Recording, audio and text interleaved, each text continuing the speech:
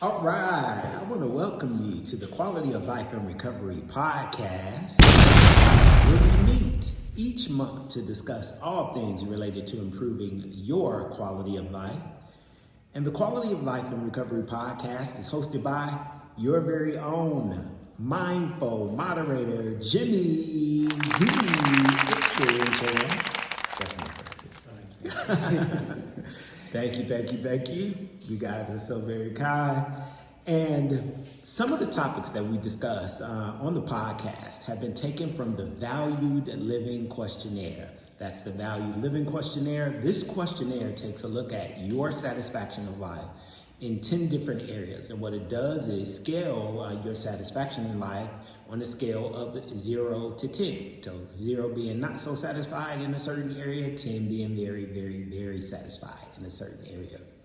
And the topic for the next 3 podcasts is going to be education, training, and self-development. Education, training, and self-development. And you guys should know that for 2025, I can't believe the year is about to come to an end in a month. But for 2025, we have been taking a look at what we call lifetime value. So we've been looking at quality of life across the lifespan. So whether you're 10 years old, 20 years old, 40, or 80, some of the topics that we discuss on the podcast might be of interest to you. And special note, I just want to tell you guys that this series of podcasts is really, really special because if you've been following me or you're new to the podcast, you should know that for the last 8 months, I've been involved in a volunteer abroad program. And for 5 of those months, I have been living and volunteering in the country of Malawi, Africa.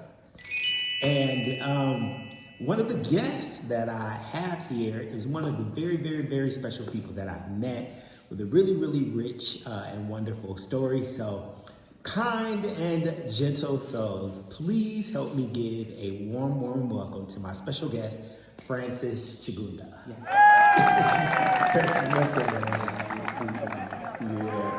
This took a long time coming, but we're finally here. Yes, it's almost like 3 weeks, of course. Yes. Yeah, so it's finally we're here. Yeah, of course. And so, in addition to living and volunteering in Malawi, Africa, I've been living on the campus of DAPDOA TTC. So what it is it's a teacher's training college. And DAPDOA TTCs work under the umbrella of Humana People to People. I am a Humana People to People volunteer. My role here is I am a developmental instructor, but I asked Francis to join the podcast because he is one of the students in the DAPDOA TTC 2-year teacher training program. In fact, you're like a few weeks away from. Of course, like almost 3 weeks about to go. Yeah, about to graduate. 3 weeks, of course. 3 weeks. Yes. So I just wanted to find out a little bit more information about his program, some of his personal experiences. For me, it's a really interesting program that they go through. So we're going to find out a little bit more about it because we got one of the students here to give us some additional information and insight. And so, Francis, tell me about I always start out the podcast talking about how I met the person. Yes. And I've seen you in passing on campus. There are about, this is a small number, it's a small college, but there are about almost 200 students here now because we have 2 teams. Yeah, 2 teams. And so Team 2024 and Team 2025. Yeah. Yes. And so Francis was here already when I got here in July. And so I've seen you in passing, but what made me ask you to join the podcast is I saw you speak truth to power. All right. do you know what that means? Like speak truth to power? Actually, I'm not like I don't know, but I get the idea. Okay. Somehow like I speak with something like courage, like that. Yes. Like that. Yeah. Of course, I get it. Yeah. So there was a really interesting exchange in one of the student meetings, and the students were asked to give, to share their voice about how they felt about it. And in front of all these people, Francis stood up and said how he felt. And so I admire that in you as a student. I'm honored. Yeah. I'm honored to be recognized by you. Yeah. Yes. So how did you feel after that conversation? Like, because y'all got some pretty alarming information, Yes. right? What did you feel I like? felt like, yeah, it was something that was within me. And Okay. then I have to speak it out. Yes. And then I felt good after I speak that. I said Uh-huh. it. So I felt good. Yes, that's what I felt. Yeah. Yes. You weren't worried about what the teachers would think or what your peers would think? You weren't? No, I wasn't more worried about the peers, but I was worried about the teachers. What would be the I don't know, like, what will they say? So I was just a little bit worried. And then at the same time, I managed to talk. Yeah. So I was just quite fine. After I said what I said, I was okay like that. Yeah. Yes. So did that change your study habits? Because I think the talk or the question was meant to get the students to focus a little bit more on their studies. Yes, Did that yes. change Yes, your? obviously it did. Okay. It gave me more power to study. Okay. Because in the past I wasn't studying as the way I'm doing right now. Mhm. So it gave me the power to study more. After Yeah. I said what I said that moment. So it gave me the power to say, to start studying. Yeah. Yes. Yeah. To kind of change your study habits a little bit. One of the other things I want to share with the listening audience is that since I've been here, 5 months I've been here, my ideas about, well, actually 8, because it started, I did 3 months of training in St. Vincent and the Grenadines. But since I've been here, my ideas about education and how important it is, how powerful it is completely changed because of my stay here in Africa. And the experience that you obtained here has changed you a lot. Yes. All right. I mean, just what I think about education and how important and how powerful it is. Yes. And so one of the other reasons why I wanted to invite you to the podcast is because I don't think the world or people know as much about rural education as they should. Yeah, of course. So can you tell me a little bit about your training as a primary school teacher in a rural educational environment? Of course, you can say in the rural environment, it's an environment where education isn't much considered. Oh, really? Yeah, it's like behind the way it's supposed to be. It's not high on the priority. Yes. Oh, wow. Okay, this means like in the rural areas, people consider education as for someone who is in the urban. Okay. Yeah, Okay. it's for the people who are in urban. Okay. So for the support for the like, let's take an example, for the parents to support their learners, to support their children Yes. to be in school, it's a little bit less of important. Wow. So rural education, I can say, it starts from the parent, and then even the community, and even also the government partly doesn't support the rural education in another ways. So rural education is a bit much in a disadvantage. Okay. So I can say it has a disadvantage to excel. So rural education, I can say, it requires more attention. Okay. So, Absolutely. Yeah, it requires more passion, more resources, so that it should just like rise. So I can say that rural education is a bit on challenge. So it requires for someone like teachers to have a mind that I can do better, I can change the rural education. Yes. That's what I can say about the rural education. Yes. Yes. And that is one of the things I hope will happen as a part of my experience and a part of this podcast, so that the world can know a little bit more about the importance of rural education. So why did you choose teaching? What made you choose teaching? Do you have other educators and other teachers in your family? Like, Right, okay. In my family, of course, we do have some educators. okay. It's one of my uncles. Oh, all right. Yes, Okay. he was once a lecturer at Chichewa. Okay. Oh, really? Okay. So Yes. you have another TTC Yes. graduate in your Yeah, family. yeah. Okay, got you. It's not like he graduated from Chichewa, but he was a lecturer Okay. in Chichewa. Oh, he was a teacher, Yes. a lecturer. A lecturer. Oh, gotcha. So I was there, and then this feeling of being with kids. Okay. And then those kids trying to know more from me. Mm-hmm. So by the impact of them, like asking more from me, it made me like realize, okay, I can do better. I can impact knowledge to someone. Yeah. So through those interactions, it made me realize that I can do better in education. Mm-hmm. So from that moment that I was like with those learners, with those kids, it made me realize that, okay, through different interaction with kids, you can impact something. Absolutely. Like you can make them realize. You can change their life. Yes, by the way you present your information. Yeah.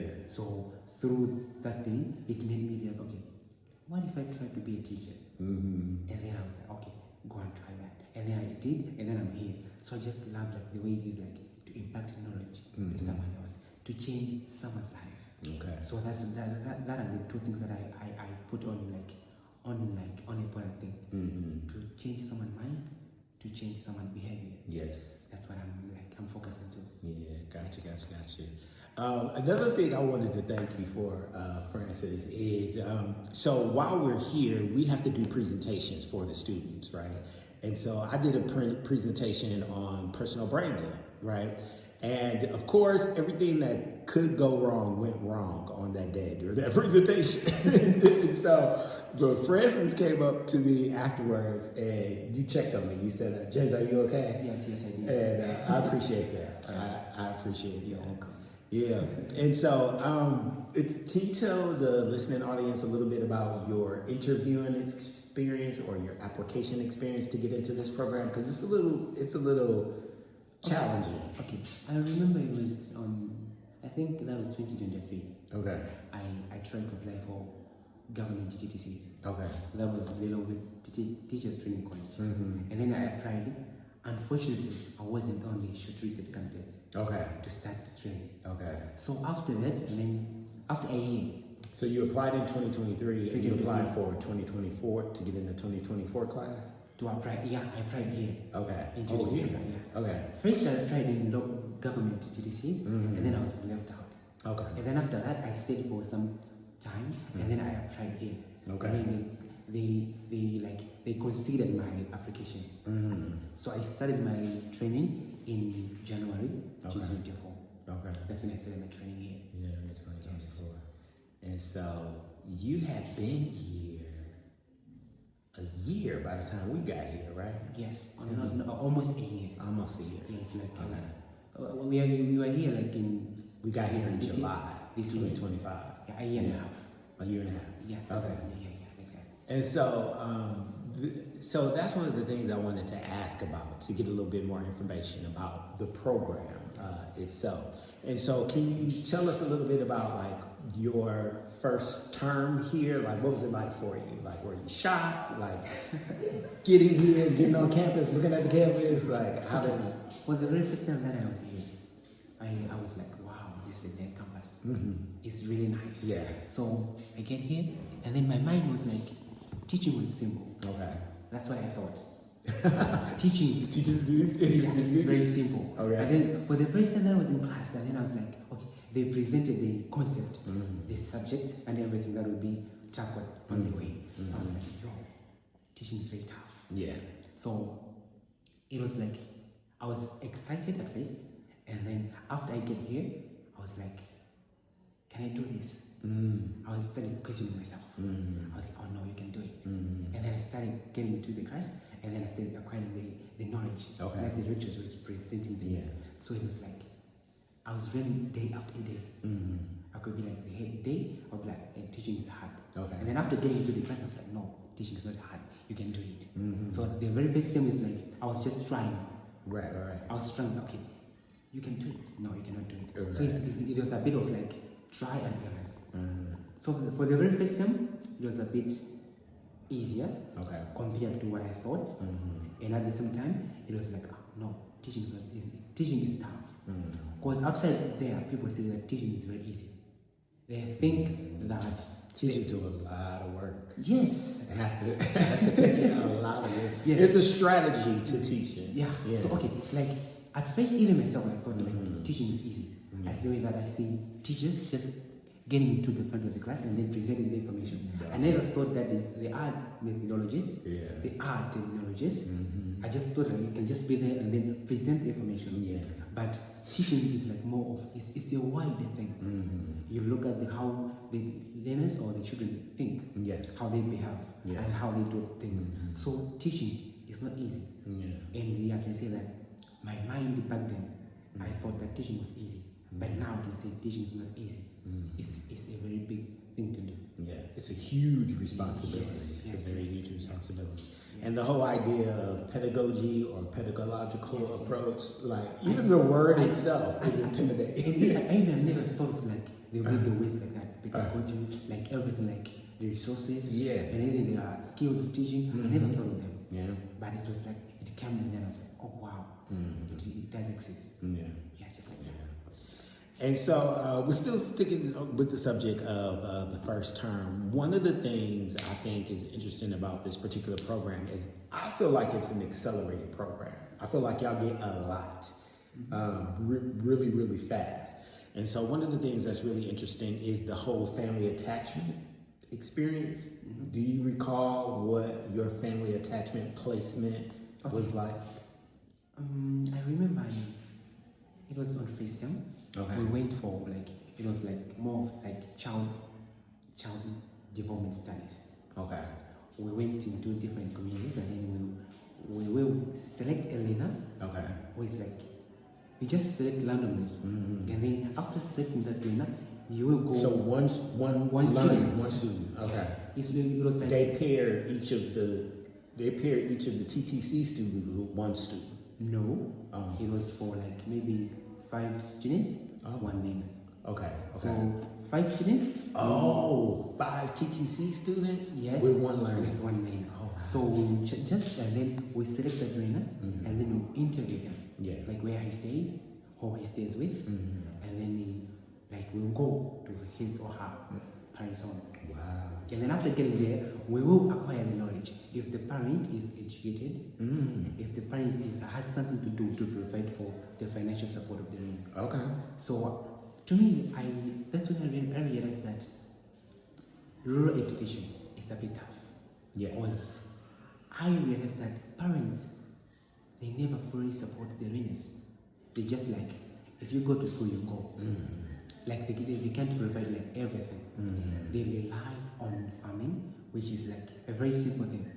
So for them to get enough money, enough financial support to support this learner, is a bit fast. Is a bit lower. So I realized that parents in rural areas, they have like a minimum support to their learners. In form of financially, emotionally, and even like cognitive. The way learner interacts, even the way learner do impress. A learner comes back to school, to home, maybe having a homework to do. The parent is not there. Is not there to support. The parent somehow like maybe in the garden doing some farming. So the learner will be on his own doing the work, which is very tough. Because if the parents support the learner, it will be something very easy for the learner to do well. So to my family attachment, I saw that rural areas, they lack support. Rural areas learners, they lack support from the parents. That's what I can say from family attachment. All right.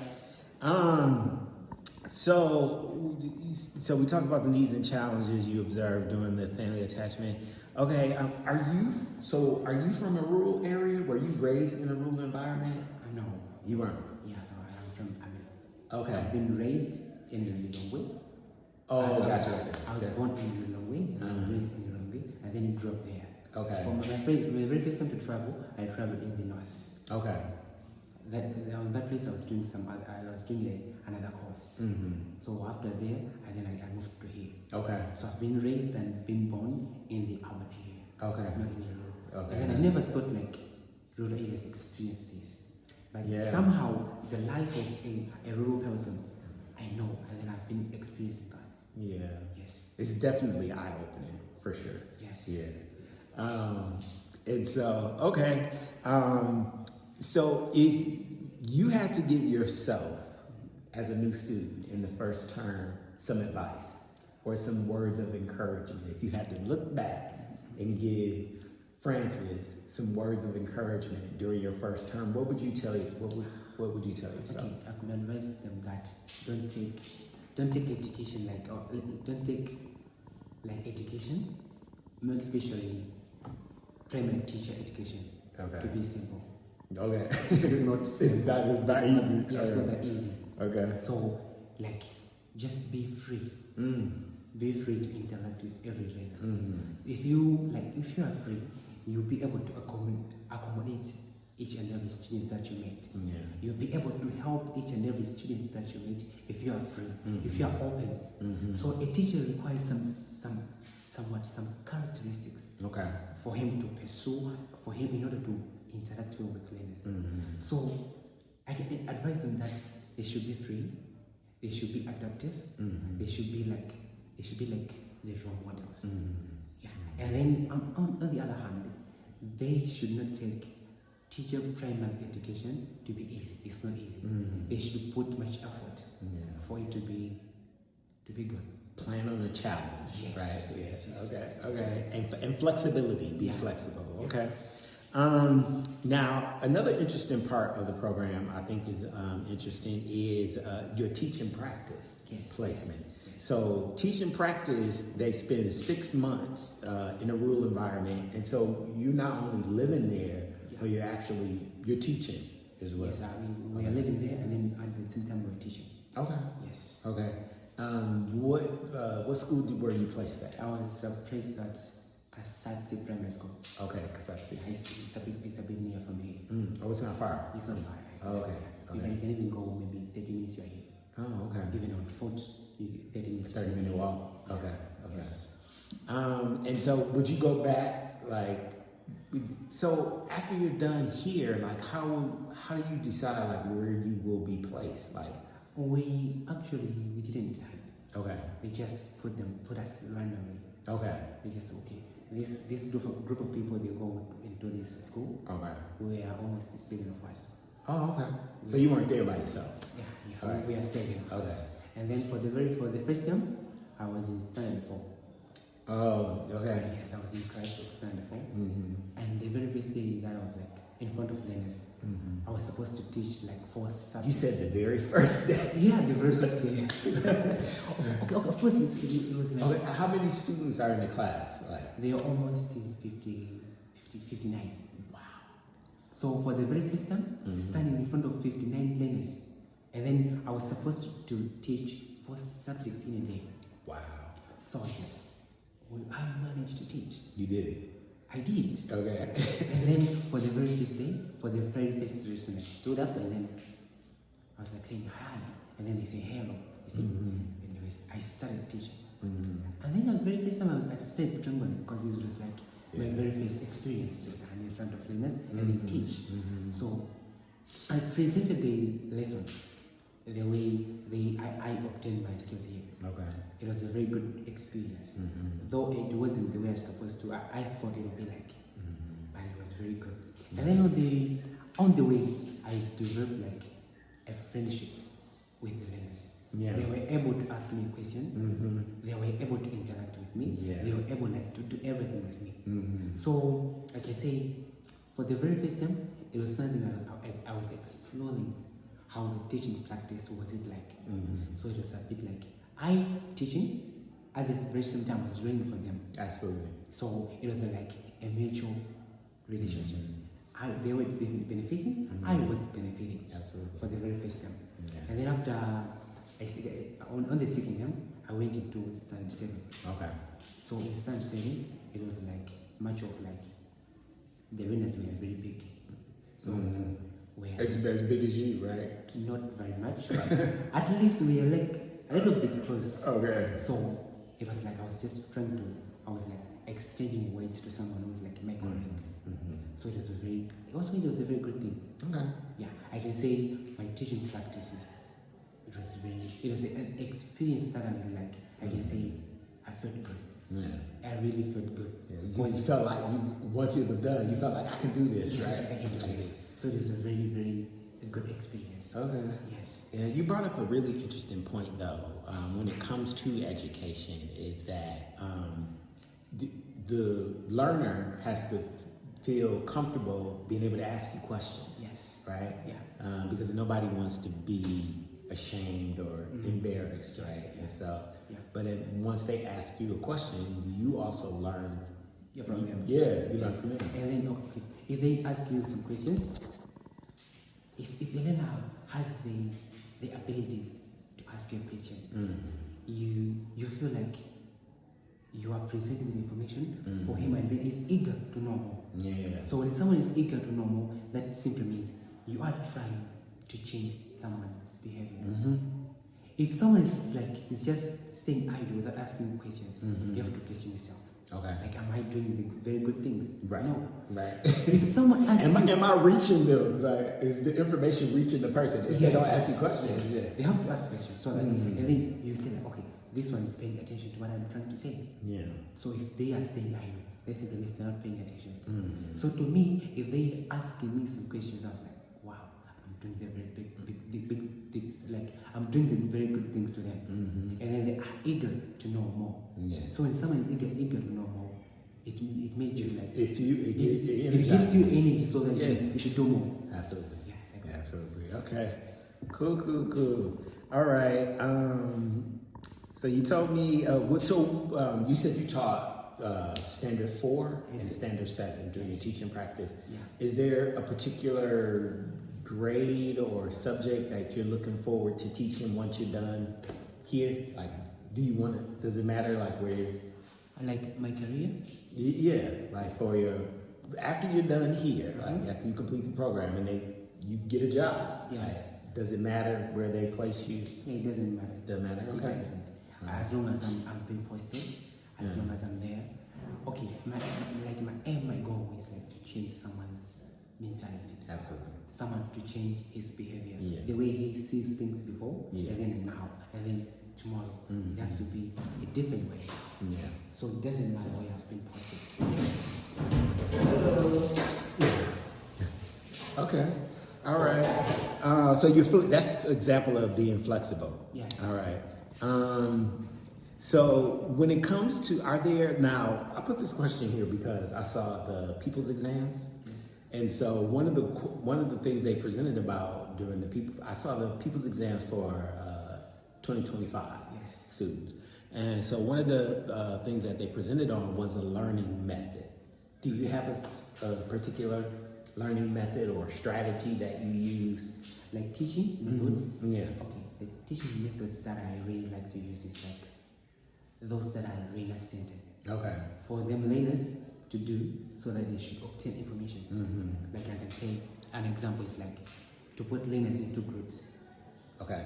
They should be in groups, and then I should ask the question, and then them in their groups, they should try to source information from different individuals. As they are sourcing the information, as they are sharing information, they are getting they are thinking wisely. And it's expanding their understanding of the topic because you're hearing it from 4 or 5 different people. Yes. So as long as they are expanding and they are sharing ideas, it makes someone to think and then to generate and then to give more ideas, rather than me just standing there and then presenting the information. Yeah, that's boring. That's boring. I mean, I think it should happen, but only for like a short period of time. Maybe like for 5 minutes or 8 minutes, and then the rest of the period, the rest of the lesson, they should be them interacting with their fellow students, so that they should be able to share, and then they should be able to express themselves. Yeah. So according to teaching methodologies, I can say I focus more on the learner-centered methodologies. Those that make learners to think critically. They should think critically on a certain situation, then they should respond on their own. After they're off, I should just give them the direction. That you thought about this, and then that it goes like this. They should align with what they thought and then what I've given them. They should align it. You see? So when I align it, they'll be like, okay, I was thinking like very same way, and then you boost their ego. So you want to see a mix of what they understood and what you gave them. Yes. And that creates new meaning, new information. Yes. All right. Okay, cool. I like that one. All right. Let's see. What about classroom management? I know classroom management is a big deal. Have you had any experiences or challenges with managing the classroom? You said there was how many students in the class? 60 in standard 4, and then in standard 7 they were 32. Oh, okay, that's a little better. Yeah, So a little more manageable. in standard 4, classroom management was a bit, okay. When it comes to class management, it is how you present yourself. Okay, gotcha. You see, if the learners saw you like someone who is not very manageable, like the way you manage yourself, Okay. the way you talk, the way you interact with the fellow teachers, they will see you as a role model. Okay, gotcha. See, so if the learners see you as like someone who does something like you just move randomly, they will behave like the way you do. So the very first point to do with class management is the way you present yourself. Yeah. If I present myself to the learners as someone who is quiet, they also try to be quiet. You see, if you are talkative, they will be like, okay, our teacher is talkative. Let's try to be like the same way. So, in class management, the very first thing is how you present yourself. The second thing is how you allow learners to talk. Okay. If you allow learners to talk anyhow, it will be a problem. Okay. So the very Wait, can you say that part again? if you allow learners to talk anyhow, to say anything. yeah, to say anything, they want, it will be a problem. Yes. But you have to select what you want learners to talk. Select what you want them to say to one another. So for that, you have to have a classroom rules. Okay. Those that they obey. Yeah. So that's one way of managing the classroom. And So having a list of do's and don'ts. do's and don'ts. Yeah, gotcha, Yes. gotcha. So they should follow that. Gotcha. Yeah. And then another thing is just like the way you interact with them in classroom setting. The way you organize your class, the way you organize them in groups, the way you give them the exercises. So through those things, they'll be able to maintain the discipline. Yeah. So if you do things anyhow, the management it won't be that fine. So the very first thing I said is how you present yourself. Yeah. The second thing is how you allow them to talk. If they talk anyhow, it will be a problem. Yeah. And then another thing is how you manage the classroom setting. If you're someone who is able to manage the classroom setting, the management is a very good thing to do. Yes. So when you say the classroom setting, does that mean like the way the desks and chairs are arranged? Yeah, somehow I can say like that. And another way is like the way the sitting plan. Okay. Mostly in rural areas, the desks are not there. Okay. Learners mostly sit on the floor. So you make them sit on the way that the class is like. Another thing to make sure is like learners on the sitting plan, they are sitting according to gender. Okay. Don't just make learners to sit boys only. Okay. You have to mix them up. A boy and a girl, a boy and a girl. Okay. So by doing that, you are making them to interact with different individuals. I can interact with the girl in any way I want. Yeah. So classroom setting is like the way you present your charts, and then the words you talk. Okay. The learner should come in class and then just standing in front of the class, she should be able to learn how to read, how to interpret an illustration. Okay. That's a classroom setting. Okay. The way the sitting plan it is. So that's some of the classroom setting. Yeah. Gotcha. All right. So I mentioned during the introduction that the topics or the categories come from the Value Living Questionnaire. And Francis, you did take the questionnaire. Thank you for doing that. And so with the questionnaire, you get some low scores and you get some high scores. Yes. Which scores of yours do you want to cover first? Your low scores or your high scores? I think you can take me on a medium.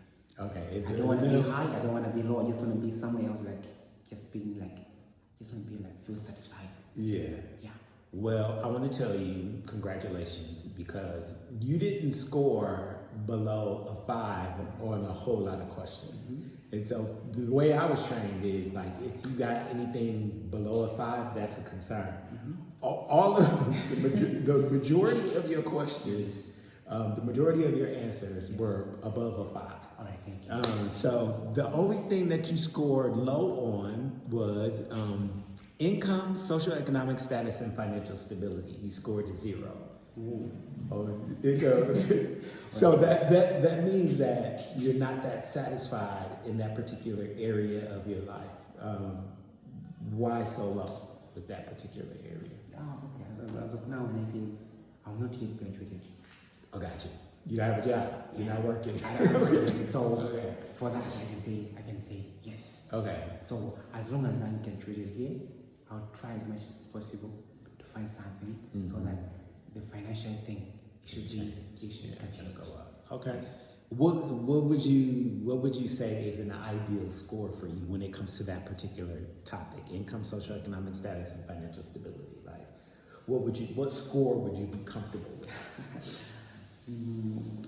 From what range? From 0 to what? From 0 to 10. Can you give myself maybe 5? A 5? Yes. Okay. All right. Okay, so the other one, so you didn't have any scores below a 5, but for physical health and self-care, you scored a 6. Thank you.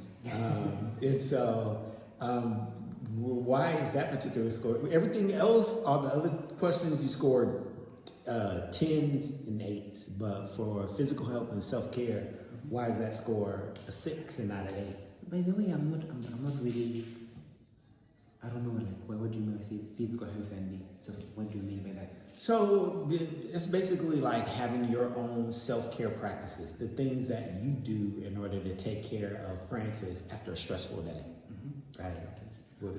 I can say here is a bit like this period is very like involving. Okay. So for myself, not just to take care of myself sometimes, it's a bit like challenging. Okay. Because I have to do this, I have to study, and at the very same time, I have to conduct into various groups. So I can say physically, it's a bit tough nowadays. And then after this, I think I'll do better. I can I can engage myself into different physical healthy systems. So I see you got the football jersey on. Do you play football? No, I don't. I'm just a football fan. Okay. I'm just a football fan. Okay, got you. Okay. But that's a form of self-care. Recreation, just watching football. That's a form of self-care. Some people actually relax when they're watching, after they watch sports. It's really relaxing. Yeah. Okay. So for the other category that you scored lower on was, and it's not low, you scored a 7, but when it comes to recreation and fun, you scored a 7. Why? That's not low, but of course it's not low. I will try to be creative. Okay. I will have some other ways of doing some, just exposing myself to something else. And then on fun, I'll try to find other ways of having fun. Okay. Yes. All right. Got you. All right. Closing out, wrapping up the interview. Well, what are your future educational or career goals? Do you want to be a headmaster, a principal one day? Do you want to be an instructor at a college? Yeah, of course. Okay. My goal is just one day I want to be a lecturer. Okay. Yeah. I can see that. Yes. Yeah. I want to be an instructor. Okay. Like the way it is here. It's a bit of like an experiment to be in someone's life and then trying to give someone directions. I have directed some like small winners, and then how will I see myself directing someone very big? Okay. It's a very good thing. So my goal is just like to be a lecturer. Okay. At one point. Yeah. The teaching living experience here for the actual lecturers is a little bit different because the lecturers live on the campus with the students. And in other colleges, it's not really like that. Like after the school closes, like you don't see the teachers, Yes. So, okay. So you want to be a lecturer. Last final question. It says, do you have any closing comments or final thoughts that you would like to share with the listening audience? Okay, yeah, like my comment is just goes to everyone who wishes, and then on like who wants to be a teacher, Okay. to be an educator. That it requires passion. Okay. It requires dedication. Yes. To be a teacher. Yeah. So I can say, have that mind of changing someone's behavior. Okay. Have that mind of changing someone's the way they think, the way they do their things. Yeah. You see, to be an educator, you are just trying to impact someone with knowledge, and then to impact someone how they do their things, so that this world should be a better place. Absolutely. So I'm No huge expectations, but you can literally, like, you know, you have the capacity to. Yeah, If you I change, change a person, you can change the. yeah, I have the capacity. Okay, like I can say that an educator is someone that people listens to. Yes. So you have to be a wide range of different information in your head to present to the people, and then you have to be continuous learning. Yes. Absolutely. Don't stop learning. Absolutely. Each and every day, an educator learns how to do things differently. Yeah. So I can say, if you are an educator, continue learning, continue impacting knowledge to learners. Yes. That's the very good thing to do. And then if you impact knowledge to someone else, the world will change. Yeah. If you just stay idle with your knowledge, the world will not change. So try to change the way people think. Absolutely. Try to change the way that people do their things by being an educator. Yeah. All right. Well, Francis, I want to thank you again for taking the time out of your day, for waiting those 3 weeks until we had I was eager. I wanted, what are the things that he wants to know from me? So I was like, okay, let me just give it a try. Yeah. I want to hear about your teaching experience. I want more people to know about, you know, the rural educator and the training that you guys receive. But the training is a very, very good training. Yes. Because the way people consider education, I can say they consider education to be inferior, to be something small. Like an educator is someone who is like a very things like law. Because here in Malawi, they think being an educator, especially primary, they think you are someone low. But I can say the very basic of education is in primary. Yeah, the greatest need, for sure. Yeah, the basic of education is in primary. So for a primary educator, let's give them support in every aspect they need. Absolutely. Yes, absolutely. So thank you so much for taking the time out to talk to me today. Listening audience, I always close the interviews by reminding you guys to do what you can to take care of yourself. Be good to you, and that way, if you come across somebody else that's in need of some support or guidance, you can be good to them. All right. Until next time, next podcast, we'll talk to you then. Have a good evening, everybody. Thank you.